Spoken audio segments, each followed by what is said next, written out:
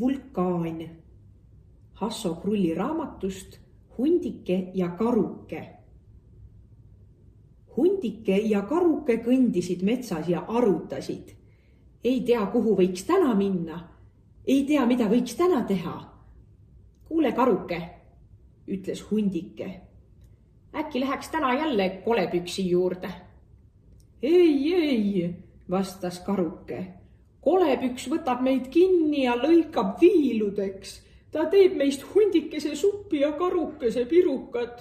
Minu emme ütles nõnda. Ei, ütles Hundike. Me peidame ju ennast ära. Me peidame ennast põõsasse, kolepüks ei näegi meid. Nad läksid jõe äärde, võtsid paadi ja sõudsid ülesvoolu. Saarele jõudes peitsid nad paadi kõrkjatesse ja hiilisid läbi metsa kolepüksi koopa poole. Seal oli kõik vaikne. Karuke tahtis peita ennast põõsasse, aga Hundike ütles, piilume enne koopa suust sisse. Nad piilusid. Koopas polnud kedagi.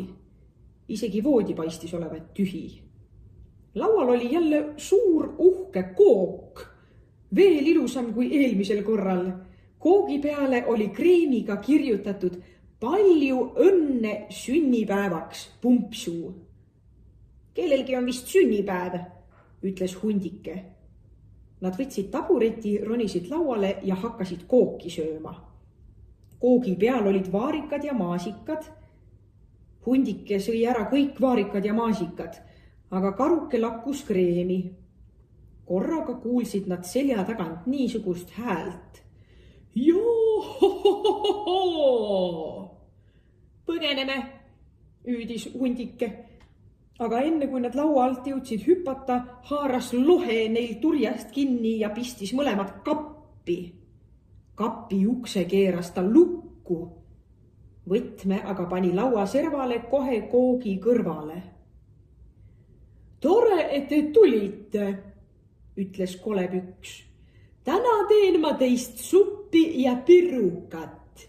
Mul on vaja veel ainult kapsast, porgandit ja kartulit. Kapi uks oli klaasist ja Hundike ja karuke nägid, kuidas kolepüks võtab 2 ämbrit ja läheb koopast välja. Ta kõndis lõbusalt vilistades metsa poole, kus oli tema peenramaa. Miks me siia tulime, küsis karuke. Nüüd lõikab ta meid viiludeks. Hundike ei vastanud midagi ja karuke hakkas nutma. Äkki nägid nad, et kolepüksi voodis midagi liigutab. Teki alt ronis välja väga väike lohe. Lohe vaatas laua poole, siis kapi poole ja hakkas ka nutma. Miks sa nutad, küsis Hundike. Kus issi on? Küsis väike lohe vastu. Ma tahan kooki süüa. Mul on täna sünnipäev. Sinu issi läks peenramaale, ütles Hundike. Aga ma võin sulle kooki anda. Lase meid ainult kapist välja. Kapp on ju lukus, ütles väike lohe. Võti on laua peal ja ma ei saa seda kätte. Tead mis, õpetas Hundike. Sul on väga pikk saba. Lükka võtti saba otsaga põrandale ja anna ukse alt praost minu kätte. Väike lohe tegigi nõnda. Hundike võttis võtme, keeras ukse seest poolt lahti ja nad kargasid välja. Hundike ja karuke tahtsid kohe jooksu pista, aga väike lohe hakkas kõva häälega nutma. Ma tahan kooki! Hea küll, ütles Hundike, me anname sulle kooki. Nad võtsid tabureti, ronisid lauale ja sikutasid ka väikese lohe üles. Kõik hakkasid kolmekesi kooki sööma. Äkki ütles keegi koopa suus. Joo! See oli kolepüks. Isi, mul on külalised, hüüdis väike Pumpsuu. Kolepüks astus koopasse. Ta nägi, et Hundike ja karuke on laua peal ja söövad kooki. Korraks tegi ta kurja näo, aga nähes, et Pumpsul on külaliste üle väga hea meel, muutus ta äkki lahkemaks. Kas sa suppi ei söögi? Küsis ta Pumpsult. Ei, vastas Pumpsu. ma söön suppi pärast. Hea küll, ütles Lohepüks. Ma teen siis kapsasuppi. Ta tegi pliidi alla tule ja lõikas kapsa, porgandi ja kartuli viiludeks. Nad sõid kõik koos kapsasuppi ja väike Lohe ütles. Läheme nüüd paadiga sõitma. Olgu, ütles Kolepüks. Kas teie tulete ka kaasa? Küsis Kolepüks hundikeselt ja karukeselt. Ei tea, ütles karuke. Ma pean õhtul kodus olema. Tulge oma paadiga, ütles Kolepüks rahulikult. Te võite sõita kiiluvees. Nad läksid välja. Kolepüksi paat oli suur ja aerud laiad. Hundike ja karuke tõid oma paadi ja sõitsid kiiluvees. Et nad maha ei jääks, hoidis hundike Lohe paadi pärast kinni. Paadid sõitsid üles voolu. 2 pool jõge olid nüüd kaljud.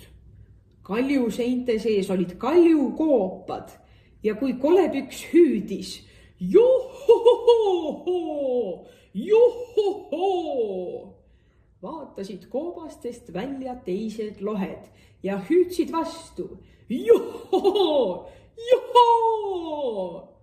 Kolepüks sõudis edasi. Korraga nägid nad silmapiiril suurt mäge, mis oli kõrge ja mille tipust tuli suitsu. See on vulkaan, ütles Pumpsu. Ma tahan vulkaani peal mängida. Ei, vastas Kolepüks. Täna vulkaanile minna ei saa, ta töötab. Vulkaan suitses tõesti. Järsku hakkas ta ragisema ja purskas tuld. Midagi hõõguvat voolas nõlva pidi alla. Issi, ma tahan nüüd koju, hüüdis väike Pumpsu. Kolepüks pööras paadi ringi. Ta hakkas ruttu sõudma ja hundike lasi lahti. Kolepüksi paat kadus silmist, aga hundike ja karuke liuglesid aeglaselt allavoolu. Juba läks hämaraks ja kui nad saarest mööda libisesid, paistis punane päikeseloojang läbi puulatvade.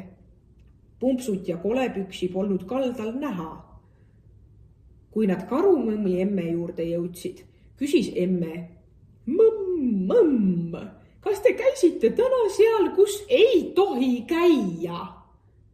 Jah, vastas karuke ja jutustas, kuidas Kolepüks nad kappi kinni pani. Emme oli kurb. Sinna ei tohi te enam minna, ütles ta. Hea, et väike Pumpsu teile appi tuli. Siis läks karuke magama. Hundike läks nüüd hundimetsa, kus issi ja emme ammu ootasid. Hüüdis issi. Kas käisite täna jälle kontserdil? Ei, vastas hundike ja rääkis, kuidas nad sõutsid koos Kolepüksiga üles voolu, nägid lohede koopaid ja tuld purskavat mäge. Ütles nüüd emme. Olete kaugel käinud ja palju näinud. Kui mina väike olin, polnud ma lohede koobastest midagi kuulnud. Aga nüüd on meil ikkagi aeg jahile minna. Ja nad läksid jahile.